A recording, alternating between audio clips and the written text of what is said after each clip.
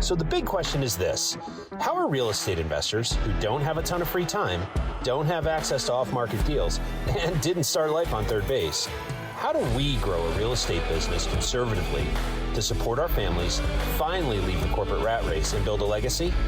That is the question, and this podcast will give you the answers. I'm Ed Matthews, and this is Real Estate Underground. This is the Real Estate Podcast Show, number 21. Hey everybody, Ed Matthews here at Real Estate Underground. I am really excited today. We're meeting with my friend Heather Douglas. Heather, welcome. Thank you so much for your time today. Thank you for the invite. I know we're actually interrupting you mid-turn of a rental unit, so thank you for taking a little bit of time to speak with me today. Sure, of course, yeah. It's springtime, time to turn over, time to increase those rents and get them filled. Exactly. So you and I have known each other for quite some time, and you've been a member of CT REIA for a long time. One of the OGs, I think, right? And, Yes. Under the old regime, if you will. Yeah, exactly. What I was hoping to do for those folks that haven't met you, why don't we talk about who you are and what you do and your not so little niche within this space, and then we'll go from there. Sure. I had kids about 9 years ago, and I decided to be a stay-at-home mom. And when I decided to do that, I wasn't just going to sit on the couch. So in 2015, I, on a whim, went to a CT REIA meeting. And that night I met Joanne, and we sat outside the meeting, and she talked and told me about real estate, and I was hooked. You know, I signed up for the coaching program. I went through that.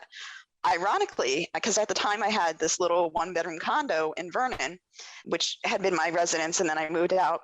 I was like, I don't want to do rentals, because if you get bad neighbors in a condo complex, it can make even though you have a great tenant, neighbors can be a pain. So I was like dead set against getting rentals. Yeah. I wanted to do flips.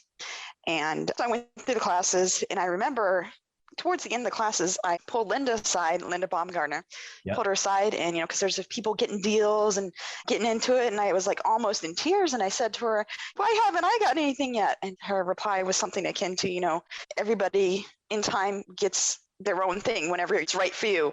Right. Sure enough, within like 30, 45 days, I was negotiating on my first purchase, which ironically turned out to be 3 duplexes, which were seller financed. I think I put like 2% down, and the rest was seller financed, and just went from there. And I now still have those. I've got an 8-unit, which is where I'm working right now, which ironically, when I was going to go buy it, because I bought all my stuff private money, I was talking to Rich about. It's a shame he's not here, but we decided not to work together because we had different goals. I wanted to hold it for a long time, but yeah, it's just going good. My best achievements, I would say, are my 2 little kids. So that's what I do all this for. Well, that's your why, correct? Yeah, that is my why. Exactly. Boys or girls? Remind me. I've got a 9-year-old boy and a 7-year-old girl. Best of both. Right on. Yeah. So that's me. And I've taken on the title of what Linda coined mompreneur. I can't even say it. Mompreneur? Yeah, I know. Yes. I can't say it either. Because this is not the only business I do. So I've got a couple other small businesses. So what are your other small businesses? I'm curious. I do some independent contracting for call centers, but then I'm also, right now, I'm gearing up doing affiliating marketing. So really launching myself into, social media is out there, and I just haven't taken advantage of it. So I'm getting some additional coaching in a different market. I'm a huge advocate of coaching and education to blow that up. I've been doing it about 3 weeks. So I'm literally just in the beginning phases of that. So awesome. That'll be my next. Expansion in all ways, right? Yeah, exactly. Yeah. That's what the wealthy do. Multiple streams of income, multiple streams of passive income. Even better, right? Yeah. No one wants to work for a living. It sucks. So let's talk about real estate. When that light bulb went off and you went to the CT REIA meeting, what drew you to real estate over all the other things that you could do? Well, I wanted to start my own business. I looked at it, I have background in sales and marketing. I've worked in insurance, financial products. My parents did some real estate stuff, long-term flips, if you will. They always made money, but it was like a 10-year turnaround. So I kind of wanted to do that. I had that in the back of my mind, but I didn't know if I wanted to be a realtor. I didn't know if I wanted to be a mortgage person. And honestly, that conversation with Joanne, it cemented me in the concept of being a real estate investor. And just as I went to meetings and went through the training, my eyes were opened. I always forged my own path and done what I want to do, but society and education puts you in a box, and this is what you're supposed to do. Right. And as I talked to people and learn more, it was just like, anything's possible. I got somebody to hold a $600,000 mortgage, and they'd only know me for a couple weeks, or maybe a couple months. So it's like, anything's possible. It is. But yeah, Joanne was the one that closed it for me. Yeah, she had that effect on a lot of people. Linda was that person for me. So yeah, I hear you. So in terms of your focus, you said you had initially thought that you wanted to get into flipping, and your business has evolved into multifamily and rentals. So is multifamily rentals, is that your focus these days? Do you flip at all? Well, I did a flip and I made about $900. And I'm a very, as you can see, I'm working at my own apartment. I'm a very hands-on person and stuff I consider simple, painting, whatever. I put too much time into that flip, and you should not do that. Myself included. Yeah. I learned some lessons, and honestly, I think I did the flip in like 17, 18. I stumbled into this, negotiating it late 18 and bought it 19. And then 2020, well, I think we all know what happened in 2020. The apocalypse. And unfortunately, I just finished my divorce. So the last couple of years have been taking the focus off of real estate because of what's going on. But yeah, it is. I'm happy with where I am on my buy and holds. I'm going to ramp up my affiliate marketing, settle some pre-divorce or post-divorce stuff. But I plan on flipping next year. I'm going to get back into it. I want to start doing 1-2 a year.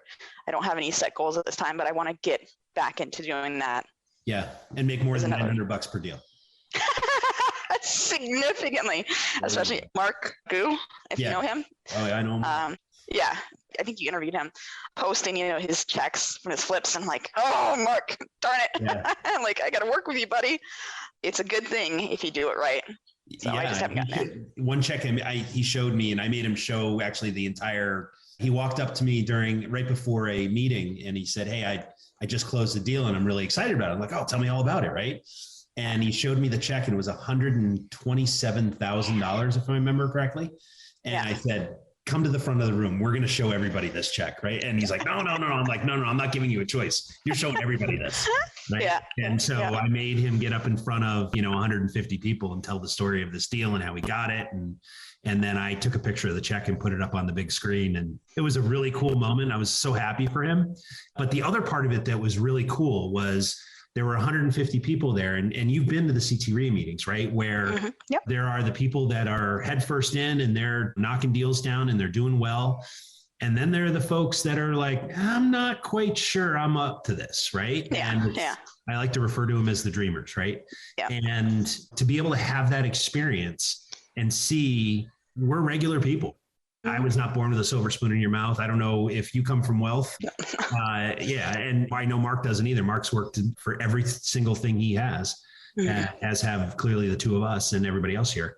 But the fact that just regular people can make this stuff happen, it's life-changing, the possibilities. And so, that's kind of the premise of this whole podcast as well is, you don't have to be born with a silver spoon in your mouth to be able to be successful in real estate. Yeah, no, I've not been in recent years because of, again, what's been going on. But I would go to these meetings, and I used to speak at the meetings. So when I would go and not be speaking, people would come up and they'd be talking to me, oh, how do you do this? And it's like these people were coming to me as a source of education and information, like almost mentorship. And I'm like, who am I? Why are you asking me? Like, because I did it, it's because you did it, right? I mean, we're all I have this philosophy on that. We're all reading the same book, right? Except I may be a couple of chapters ahead of you, and you may be a couple of chapters ahead of Mark, and Mark may be a couple of chapters ahead of Abigail. And so Abigail wants to know all that we know, right? And I tell people, I was like, I'm easy, buy me a cup of coffee. And in those 20 minutes, I'll tell you every single thing I know about real estate because it's not that much. And same stuff, different day. Right. Yeah. It's just, we found a model, we work it and we do it, rinse and repeat, rinse and repeat, rinse and repeat. And that's the thing that I respect about folks like you, Heather, that you go out there and you make it happen. You bust your hump. No one's painting for you. You're doing it yourself, which I respect a lot. Seriously. And nothing replaces hard work. Right. Mm-hmm. And that's hard work in terms of educating yourself. That's hard work in terms of getting out there and acting and doing it and making it happen. And then hard work in terms of persevering when life throws crap at you, because everybody's dealing with something, right? That can either get you down or it can be the fire that lights underneath you that propels you into the atmosphere. And clearly you're working the latter, not the former. So that's awesome. Yeah, well, it's to jump in with a little story. So for those who know, last Friday, Michelle Lorenzetti put on an amazing women's real estate and entrepreneur dinner. And it was, sorry guys, if you were there, you would be jealous. It was incredible. 2 incredible women speakers. I met some incredible ladies. There was this lovely young woman. It was funny, actually, ironically, I took my daughter and we were rushing in, and this woman in this beautiful green dress came in behind us. We just happened to come at the same time. We ended up across the table from each other. And like personality attracts like personality. Yeah. So I'm probably 10, 15 years older, and not to say anything bad, but there's a lot of people who are dip their toe in, and you can tell when you talk to them, they're like, oh yeah, this is what I'm doing. But like her and I just connected and started talking. And at one point she's like, because now I'm a single mother, she's like, how do you do that? How did you get in this real estate as a single mother and do that? And it was like a deer in the headlight. I was like, I don't know, I just did it. Right. Because you have 2 little kids you have to feed and they require food and shelter and you got to make it happen, right? I just do it. And then up comes Michelle Shaw talking, she's got 8 kids for anybody, and talked about being a mom and being in real estate. And she just illustrated far better than I could. And you just do it. I mean, how do you get up every day? Melissa is one of my favorite human beings walking the planet. And she is an absolute force of nature. Mm-hmm. I think she's got about 47 kids, if remember. Yeah. No, I think it might even be 9. 8. Yeah. She said 8. Yeah. Yeah. Man, the axiom, if you want something done, give it to a busy mother is 100% true, right? Because you drop a guy like, I'll use me. You drop me into a situation where I have to take care of 8 kids. You'll find me quivering in the corner in the fetal position, just waiting for my wife or girlfriend or whoever to come rescue me, because that's not something I'm capable of. I hear you on Melissa. She's amazing. And I was equally impressed with Tammy and Lorianne and Michelle Lorenzetti. Yeah. It's amazing too. So yeah, I'm glad you got a lot out of that. That's fantastic. Buying investment real estate is both thrilling and sometimes stressful. Without a lending expert by your side, most investors don't stand a chance. That's where CT REIA Funding comes in. CT REIA Funding was founded by investors to help investors just like you fund their deals. Whether you're buying a single-family rehab, an apartment building, or really any investment property, our team will understand your deal and help you close quickly. Go to ctreiafunding.com or call us at 860-876-0572. People have asked you for advice. I've watched, at meetings when you and I have bumped into each other, people tend to gravitate towards you to ask you advice. But I'm curious about your mentors. Who's given you the best advice over the years? Joanne and Linda. Seriously, in regards to real estate, I was just toying with the idea of investing in the Carolinas, and Linda's down there. So I shot her a text message and I was just talking about market stuff. Mentors, I hate to shine a negative light on it. I didn't have a lot of good mentors. If anything, my parents are good mentors in certain mindsets, but in others. So I never considered them my mentors. My mom had a lot of negativity, but she also had a lot of good qualities. She was a single mother, just persevering, working hard. Her and I didn't have a good relationship, but I think I acquired that. So I can't point to a single mentor, just a lot of along the way education. I got involved with network marketing, MLMs, not my bag. Those are terrible. They're terrible. But the education and the positivity that you acquire, absorb, and those, same thing with the dinner. Nancy and Michelle, just hearing them speak, and you could feel the power radiating off of them. And it was it's stuff I've heard before, but a reminder and a refresher and just being in that environment. It's amazing how, you can, even the same person, right? You see them speak at one event and then years later you see them speak again and they're talking about the same basic concept, but you're like, man, I forgot about that, right? I used to do the same thing and I need to get back to doing that. It's like a refresher course almost, right? Yep. Just being in that environment. Right. So when you talk about education, are you somebody who likes to read books, listens to podcasts, YouTube videos? How do you sharpen the sword, so to speak? Well, it's been dulled over the last 9 years. Being a mother kind of just cooks your whole brain. Right. It depends on what I'm into at the time. Like, what are you into now? So, affiliate marketing now. Like 3 months ago, I read a book about how to learn foreign languages easier or whatever. I read so much in my 20s. It's like now I just read the casual stuff. Like I read like Nathaniel Hawthorne, Ulysses, all the motivation, Rich Dad, Poor Dad, Cash Flow Quadrant, How to Win Friends and Influence People. Like I read all that stuff in my 20s. Yeah. So what do I read now? Not a whole lot, because when I'm not going, it's time with my kids. So not a lot of education stuff because I packed it all in. And when the kids go down, it's time for your chin to hit your chest and actually get some sleep. Yeah. If I learn anything, it's on the go. I don't have books on my nightstand. Oh, good. So let's talk about one of your deals then. Let's talk about the 8 family that you have, that you're sitting in right now, that you're tuning up. You said that was a seller finance deal? Private money and seller finance, combination of the two. All right. So walk us through how that happened. How'd that all come together? Well, this is a perfect model for persistence. And, I would say, whatever you're going to do in your life, if you want it, you need to stay persistent. When I first started, one of the things I did was actually, because I live in a more rural area, there's not that many medium-sized multifamilies. So I actually searched up the properties that are multifamilies in surrounding towns and sent a letter to the seller of this property. 2 years later, I was like, send out some follow-ups, send it out again. And he called me, this 90-year-old individual called me. And I'm like, why did you call me? Well, you sent the letter to me twice, so I figure you really want to buy it. I'm like, okay. The individual is like 90 years old. He's ready to get rid of the place. And he wanted to sell it for $350, 8 units at $350, 2 bedrooms. I immediately, I was like, on the pants. I knew it was right. Yeah, I wanted to get it done. I didn't care how. I wanted to get it done. Right. I also knew I didn't have money. So I had a private investor who I'd worked with before. That individual carried the bulk of the mortgage and the seller did the rest. And I was kind of like freaking out at the end, thinking, because he held like 50. And I'm like, where am I going to come up with 50? Where am I going to come up with 50? And I had this conversation with him and he said something akin to, well, if you can't come up with the 50,000, then I'll hold it. Yes. Right. and that's, yeah. And I came up with that closing cost, which was, I don't remember, maybe 20,000, which in comparison to 350,000 is not much, Right. But it's still a lot of money. Yeah. And it appraised, another train wreck, which I'm not going to get into. I stumbled on this broker who turned out to be a hack, but in the process of trying to refinance this, it appraised. I bought it at $350. It appraised at $490.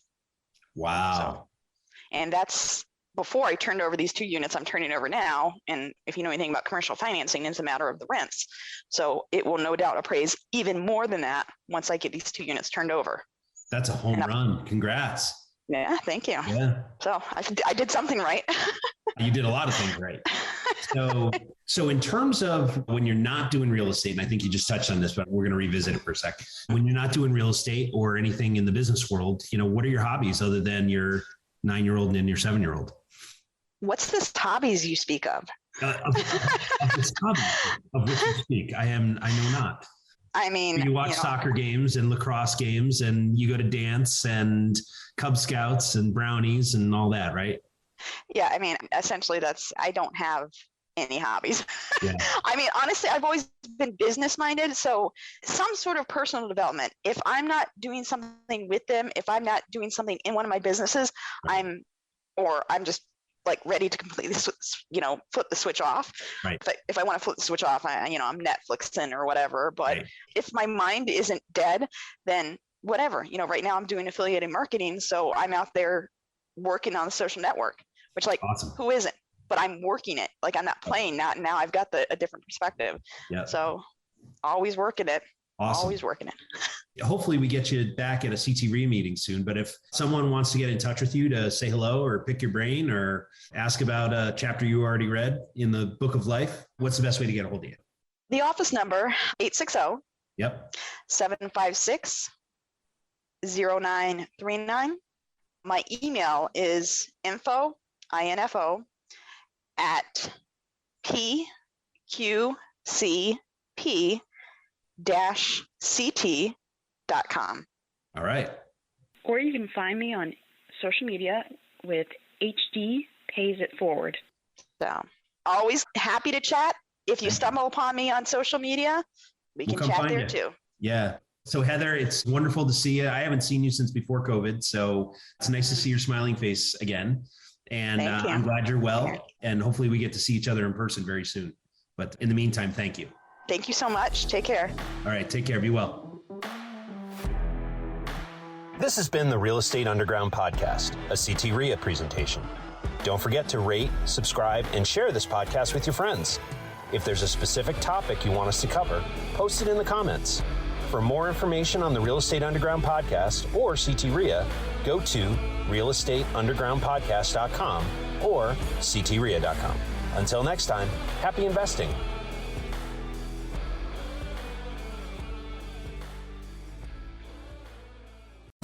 This has been the Real Estate Underground. Don't forget to subscribe. It helps us grow. Until next time, Undergrounders, remember your real estate journey begins with a simple step forward. Now get to it. Bye for now.